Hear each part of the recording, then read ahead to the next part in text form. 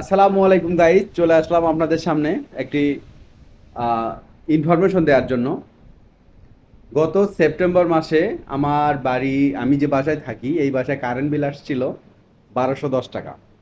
তো 1210 টাকা current bill আসছে, তো বাড়িওয়ালার সাথে আমার একটু তর্ক হয়েছিল যে আমার দুটা ফ্যান চলে, দুটা ফ্যান, একটা ফ্রিজ, তিনটা লাইট।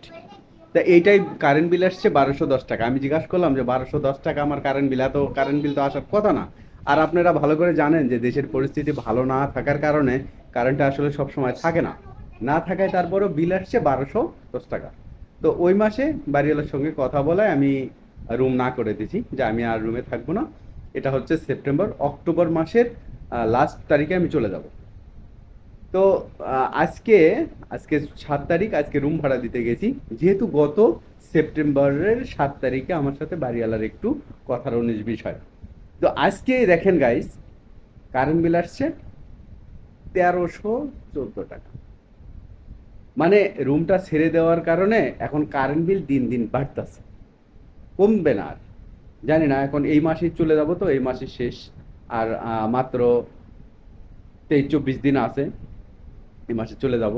তো শেষের দিনে আরো কারেন্ট বিল কত ধরা দেবে আমি জানি না। তো এই সমস্যাগুলো কার কার সাথে হয়?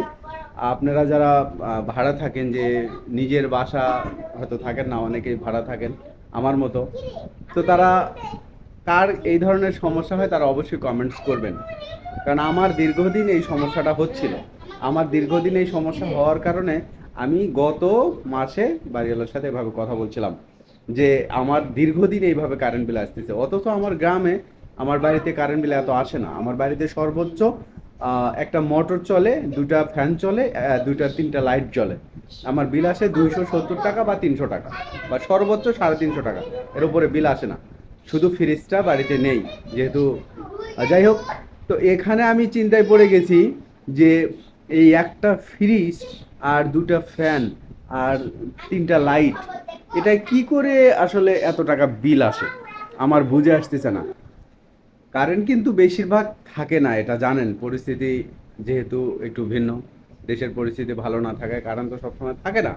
একটা দিনে দেখা গেছে যে যেদিন রোদ বেশি হয়, গরম বেশি হয়, ওই দিনে কিন্তু বিদ্যুৎ ঝামেলাটা বেশি করে, যেহেতু সাপ্লাই দিতে পারে না সব দিকে।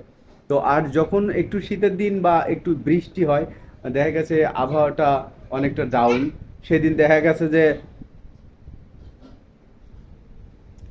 তো এরকম পরিস্থিতির শিকার কে কে হয়েছেন অবশ্যই আপনারা কমেন্টস করে জানাবেন। অবশ্যই কমেন্টস করবেন, কারণ এই ধরনের পরিস্থিতি প্রায় জায়গাতেই হচ্ছে। আর যে বাড়িওয়ালাগুলো এই ধরনের, আসলে বাড়ির নাম উল্লেখ করতেছি না, আমি আছি গাজীপুর কোনাবাড়ি কাশিমপুর এরিয়াতে আছি। বাড়িওয়ালার নামটা আমি জাস্ট পরে বলবো, আপনারা অবশ্যই কমেন্টস করবেন এবং আপনাদের এই পরিস্থিতি কার কার সঙ্গে হয়েছে অবশ্যই জানাবেন। ওকে, আল্লাহ হাফেজ।